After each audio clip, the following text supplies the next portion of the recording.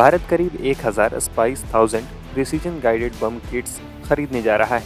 ये वही spice category का बम है जिसके इस्तेमाल से भारतीय वायुसेना ने बालाकोट एयर स्ट्राइक के दौरान पाकिस्तान में तबाही मचाई थी। दरअसल हाल ही में भारत की रक्षा अधिग्रहण परिषद ने एक बड़े रक्षा सौदे को मंजूरी दी है। इसमें इजराइल की कंपनी राफेल एडवांस्ड डिफेंस सिस्टम से लगभग 1000 spice 1000 precision guided bomb kits खरीदना शामिल है। इस फैसले से भारतीय वायुसेना की लंबी दूरी की हमले की क्षमता मजबूत होगी।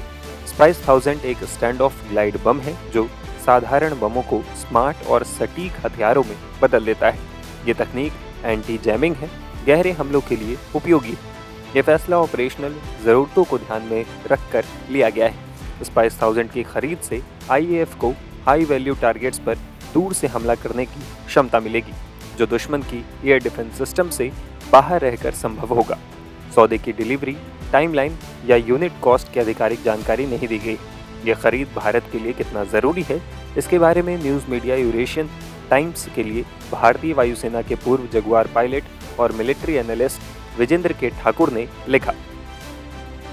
युद्ध के दौरान कई बार GPS जैम कर दिए जाते हैं या फिर टारगेट कोऑर्डिनेट्स में गलती हो जाती है, लेकिन फिर भी ये बम लक्ष्य को पहचान कर उस पर वार कर सकती है।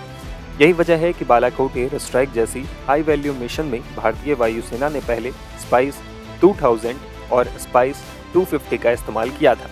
इसकी मार करने की रेंज 125 किलोमीटर के करीब है और इसकी सटीकता 3 मीटर से कम सर्कुलर एरर प्रोबेबल है, इसलिए इसे अत्यंत घातक बम कहा जाता है। स्पाइस के तीनों वेरिएंट में ऑटोमेटिक टारगेट एक्विजिशन क्षमता है। ये एक autonomous electro optic scene matching technology है जिसे फिक्स्ड टारगेट पर हमला करते समय GPS जैमिंग, नेविगेशन गलती के दौरान भी टारगेट पर सटीक हमला करने के लिए डिजाइन किया गया है। बता दें कि रक्षा मंत्रालय की डिफेंस एक्विजिशन काउंसिल की सोमवार को रक्षा मंत्री राजनाथ सिंह की अध्यक्षता में बैठक हुई। इस दौरान 79 करोड़ रुपए के रक्षा उपकरणों की खरीद को मंजूरी दे दी गई। थल सेना, नौसेना और वायुसेना के लिए स्वदेशी हथियारों की खरीद पर फोकस रखते हुए कई अहम रक्षा सौदों को स्वीकृति दी गई। इस खरीद को डिफेंस एक्सपर्ट प्रफुल्ल बख्शी ने बेहद खास बताया है। सरकार ने मंजूरी दी है 69,000 करोड़ की और 3 सेनाओं के लिए, क्योंकि अब जो लड़ाई का जो सीन है चेंज हो रहा है और अब मॉडर्नाइज्ड वेपन सिस्टम्स आ रहे हैं। हमारे पास एक साइड में चाइना है, बांग्लादेश है, पाकिस्तान है, तीनों की कंबाइंड फोर्सेस हम पर अटैक कर सकती हैं। तो इसीलिए चाहे वो हमको अपनी आर्मी, नेवी, एयरफोर्स के लिए लॉन्ग रेंज ड्रोन्स इंडक्ट करने पड़े जिनकी लॉन्ग रेंज हो, या लॉन्ग रेंज आर्टिलरी सिस्टम हो जो कि आर्टिलरी जो गाइडेंस सिस्टम लगा है उस मिसाइल्स में, जो कि आर्टिलरी शेल को गाइड कर सकती है टारगेट के ऊपर। रडार, वेपन लोकेटिंग रडार, जो कि जहां पे फायरिंग आ रही है आपको वहां किस जगह से आ रही है, आपका रडार सिस्टम उस वेपन को लोकेट कर सकता है। ये सारी की सारी सिस्टम्स और फिर spice, advance spice system, spice 1000 जो कि बड़ी एक्यूरेट है, मल्टी रेंज रॉकेट लॉन्चर्स वो लिए जा रहे हैं। नेवी के लिए हाई ऑल्टीट्यूड ड्रोन सिस्टम्स, लो ऑल्टीट्यूड ड्रोन सिस्टम्स, लो ऑल्टीट्यूड इंटरसेप्शन सिस्टम्स, ये सारे के सारे भी इंक्लूड किए जाएंगे।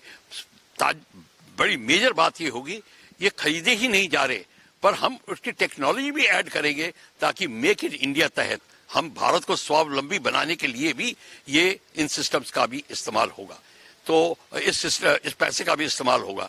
तो ये मैं कहना चाहता हूं, ये बहुत खुशखबरी है और ये हमको एक किस्म से बताती है कि किस तरीके से भारत की अब सोच बदल रही है, किस तरीके से हमने पूरी अपनी थ्रेट को जांच परख लिया है और किस तरीके से अब हम इस दुश्मन को नेस्ता नबूद करने के लिए, चाहे आर्मी, नेवी और एयरफोर्स को नए नए वेपन्स देने के लिए जो हम प्रावधान कर रहे हैं, उसकी हम अब सराहना करते हैं और चाहते हैं कि भारत स्वावलंबी बने इन सब वेपन सिस्टम्स।